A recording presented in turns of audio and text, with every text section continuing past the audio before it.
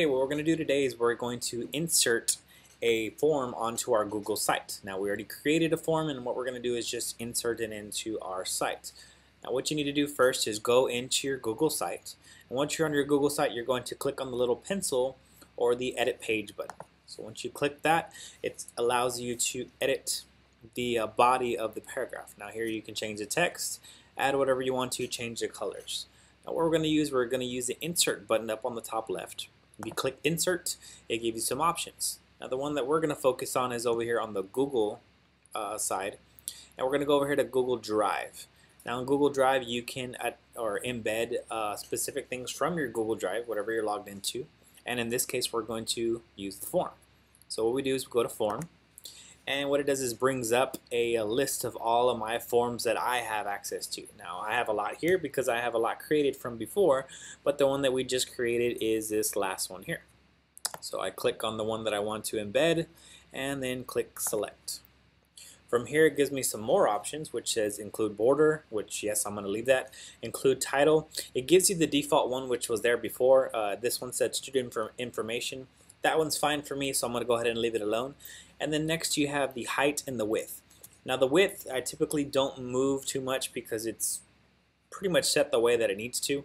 The height we are going to change eventually, so we'll come back to that in a second. So we're going to click save, and what it does is it adds in this little form. Now if you see, you don't see an actual form here, it just has like a little box that says spreadsheet form.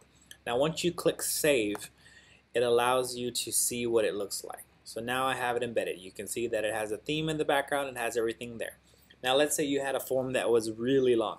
You had like 30 questions on it and it doesn't fit on there. It does give you the option to have this little scroll bar here, but that's not always the best case for you. Now some students are going to be accessing these websites from their phone, and using a little scroll bar here on the side is not something that's going to be easily done on the phone. So you may want to extend this out a little bit so that way they don't have to do any extra scrolling. So the way that you do that is you go back to edit.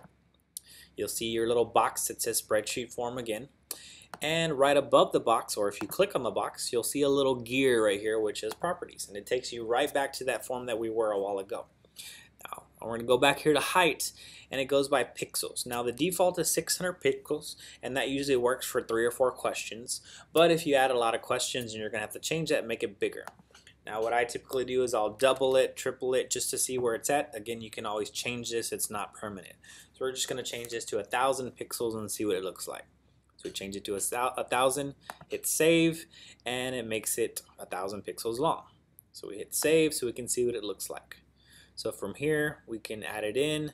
Now I can see my entire form here, but as you can see there's some extra space there. So if I don't like that and I want to go back and I want to fix it, again I just click edit, make sure the spreadsheet is clicked, hit the little gear above it, and change my height back to whatever I need it to be. So before I was 600, I was at 1,000. Let's kind of hit it in the middle and go with 800.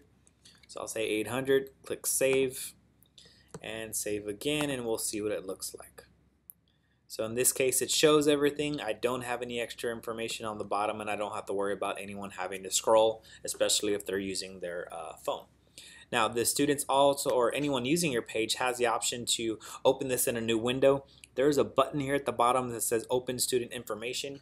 If you click that, it just opens it in a new tab, and you have the whole form separate. It still goes to the same place, it doesn't change anything, it just opens it in a new tab. So that is an option as well.